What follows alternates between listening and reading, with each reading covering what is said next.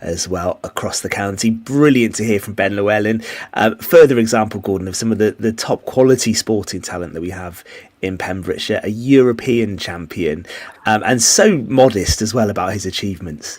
Yeah, it's amazing, isn't it? You know, he just said it like he just does it every day of the week sort of thing. But he comes from a very modest family, Ben. As I explained earlier, his father, Di, was a very good sportsman as well. He was a good rugby player in his day, and he was a British rally champion as well.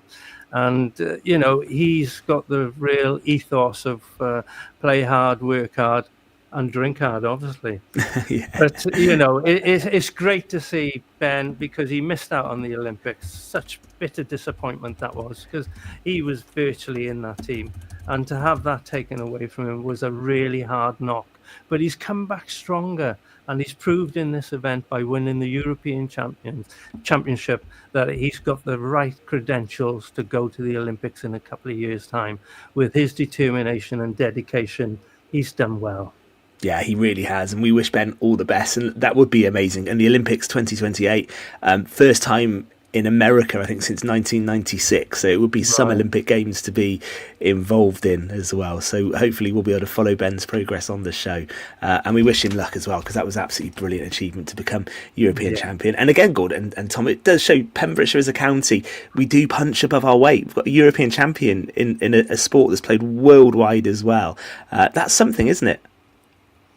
There must be something in the water, because it surprises me every week we come on this show and when it's like, talk about local sports, and then we've got Olympians like I've forgotten his name now, from Solver in the sailing, like Beckett. We've got these people on this worldwide global stage coming back with shiny medals. It's amazing. Yeah, it's absolutely phenomenal. So yeah, excellent stuff. And that interview with Ben will stay up on the Pure West Radio Facebook page as well. And you can catch up, of course, at purewestradio.com. Just go to the catch up page. We will just finish, though, by rounding up some more of the cricket from the weekend. As we started off, there was one other game due to be played in Division 1 at the weekend. That was Neyland against Loreni. That match was postponed and will be played at a later date. And as you said on pembrokeshiresport.co.uk, deepest sympathies to the family and everyone at Loreni Cricket Club. That following the death of 18-year-old Sally Allen in the county last week. And from us all on Pure West Sport, we send our love and prayers and best wishes to Sally's family as well. Cricket is played across the county, of course, on a Saturday, but it's not the most important thing, and all of our love goes to Sally's family. The Aled Davis Memorial 100 that we featured on the show was also postponed. Loreni were due to play in that, and that didn't go ahead as a mark of respect. So all our love to Sally's family, and the right decision. Some things just pale into insignificance when something like that happens. But into Division 2 we go, Gordon, where matches did carry on at the weekend, and the title race continues there as well, and we're 4 games to go.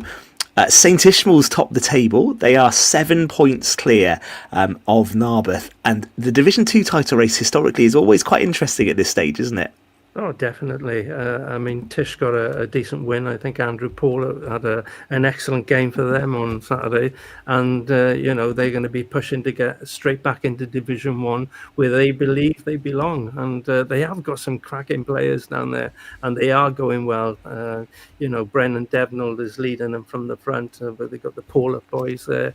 And they've got a lot of experience. And I expect them to be there, definitely get promotion, and they could well win the title come the end of the season.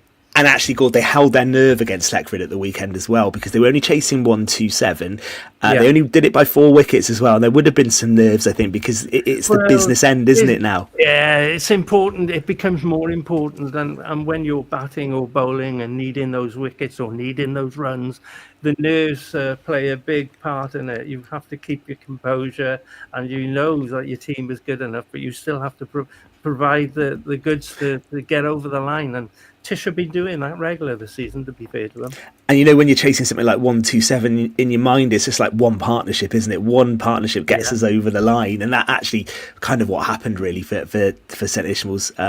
Lewis Reed 27 top scored, so it was a team effort with the ball. Andrew Paulett took 4 for 15. great bowling to let collect it all out. And I have to say as well, it's similar to Division 1 because, if Tish were to slip up, Narberth are just doing the business, aren't they? They're winning games as well. They're doing very well. They're doing very well. And obviously, they got a Harrison Allen final to look forward to. So, things have been going well at Narberth. And any slip up by Tish, they'll definitely take advantage of it. That's for sure. Well, but as I said earlier, I hope it isn't the weather that turns this into a travesty in the end. Oh, come on, let's enjoy this lovely summer we're having, where we're getting cricket every Saturday. You've scuppered it now, Ben. Like that. I'm trying not to.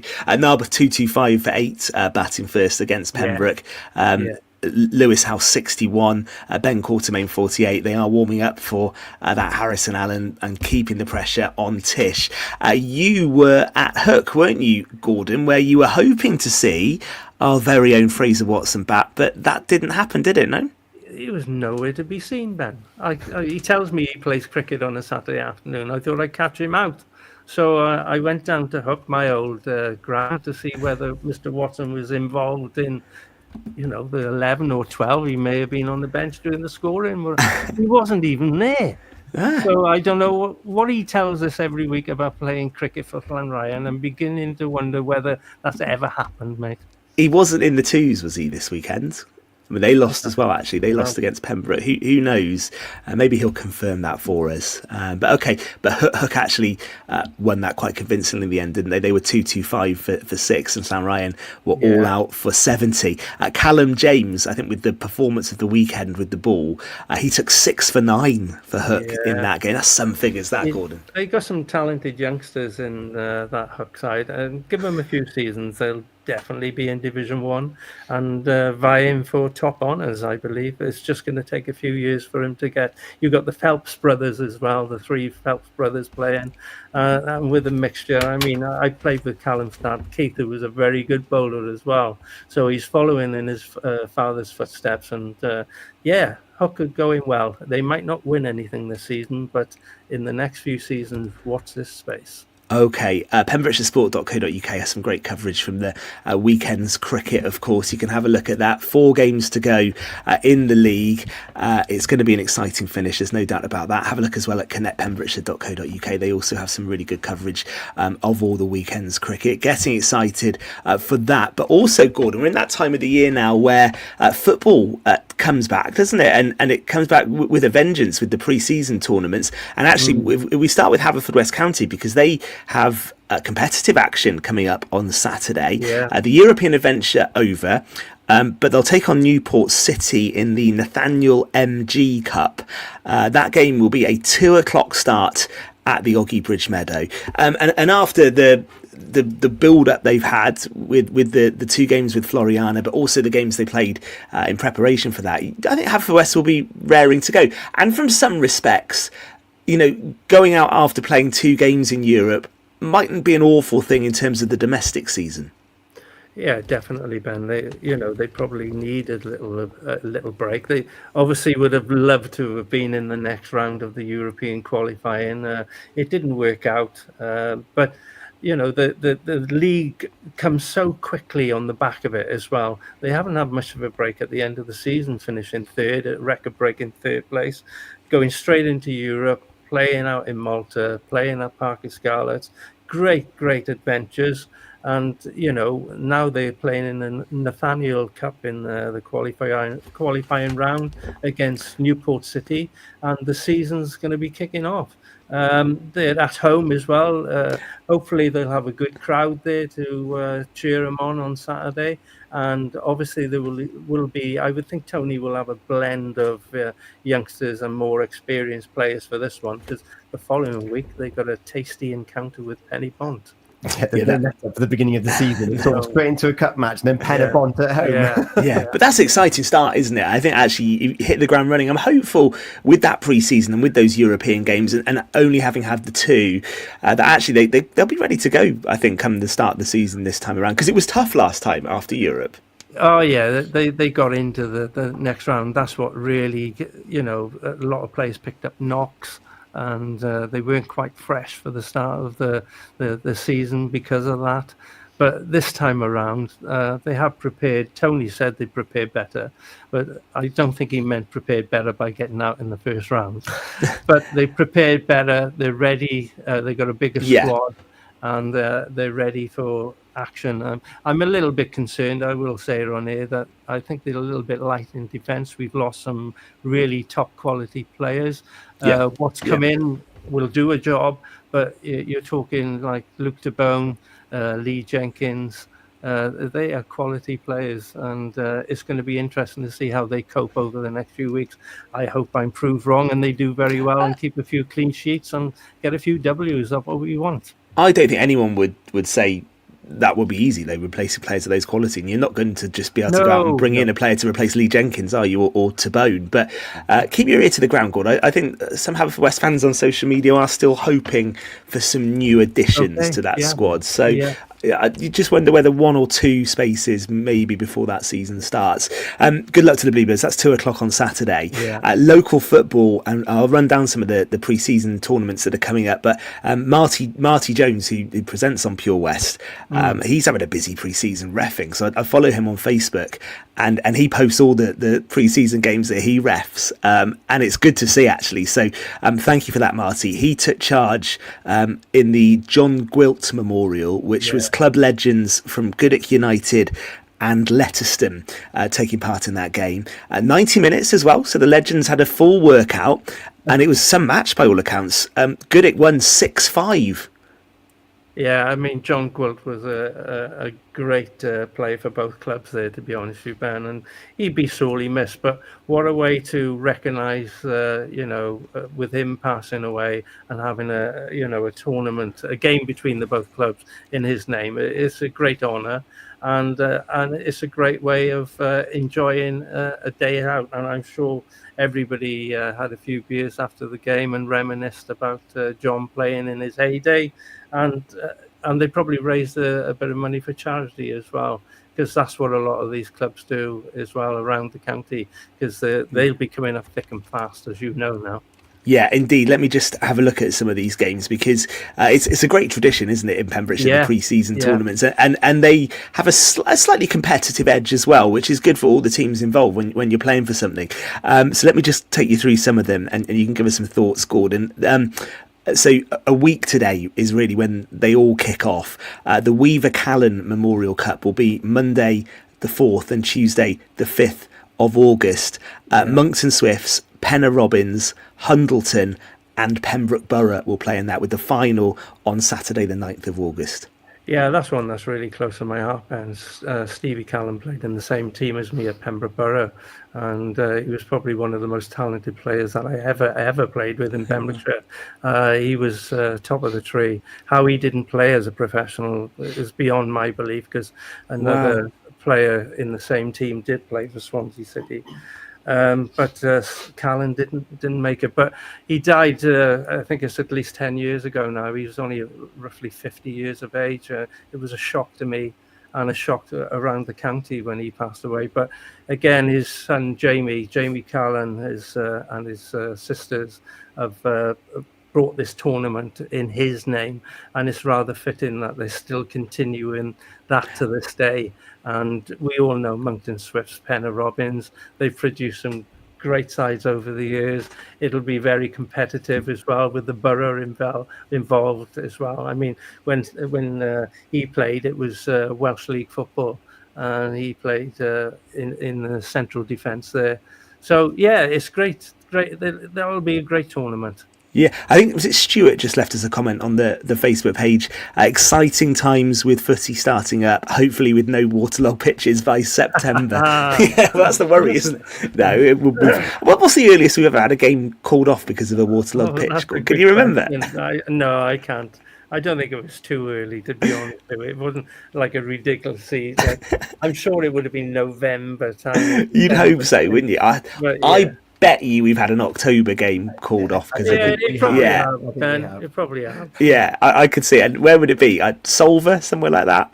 I don't know. Broadhaven, maybe. Yeah. The tide come in Broadhaven. That's it. The other one that no game. The other one that kicks off next Monday is the Eddie Merry Memorial Tournament. So we'll be on the air next Monday when the games start. It's going to be Merlin's Bridge against Goodwick United next Monday. And then on Tuesday, Fishguard Sports home to Camrose, and the final will be on the Friday in Fishguard. So good luck to those four as well, Gordon. Any predictions for that tournament? I don't know. Eddie Merry was a great player as well, and it's great that they still. I think that's the oldest one that's still going. I think that was the first one that was ever in. I don't say in Pembrokeshire, but it's been going for about 40 years, I would say. Wow. So it's a long time, and they've raised a lot of money for charity over the years for that, and that's great as well. And and it is a competitive tournament. There's some good teams in that particular tournament, and as you say, it's great for pre-season friendlies, getting ready just before the season begins. Probably. We haven't got the fixtures yet, but they usually start midweek in August, and then every Saturday in September, then all the way through to March, April time. Depending, it might even go into the cricket season, depending on the weather. Let's hope not. Plenty to come then over the next few weeks. So we'll talk all about these on Pure West Sport. The John Bailey Memorial Tournament to come midway through August. The Luke Harding Memorial Tournament as well, midway through the month. And the Jubilee Cup, which is on Thursday, 22nd of August. And it will be a special one this year, won't it? Because it's going to be played in memory of Brian Hawkins as well. We just spoke about a lot of characters, and what a great character Brian Hawkins was, wasn't he? Both on the pitch and off it. Yeah, Great indeed. Administrator, brilliant. And that's what I do like about these pre-season tournaments. That some of those names, it remembers them, and you can share stories about some of these people, as you've just done so brilliantly, Gordon. And Tom, you were telling us off air, have you got a pre-season tournament in Broadhaven as well? Yeah, so we're having the first ever Ian Jones Memorial Cup match being played, and a big family fun day.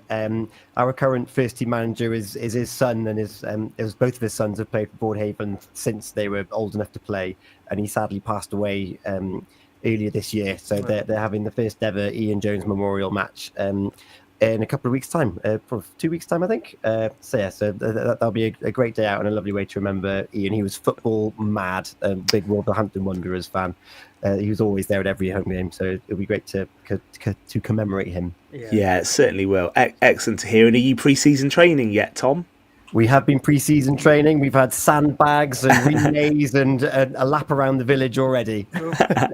Broadhaven, I think, is a tricky place to do your pre-season training as well. I was watching the triathlon from the weekend and some of the video on social media. That is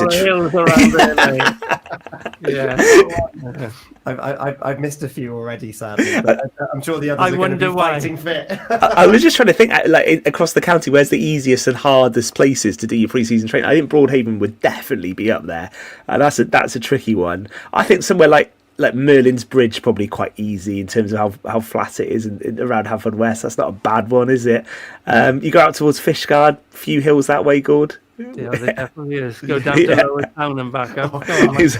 Solver as well, yeah, exactly. Yeah, it'd be tricky, wouldn't it? Definitely some harder than others, definitely. Listen, we're going to come back in just a sec. We'll talk about the Lions winning in Australia. Gord did say on this show, nothing to worry about after they lost to Argentina. He was absolutely spot on. We'll talk about Wales women. We'll talk about the Lionesses as well in the final part of tonight's Pure West Sport.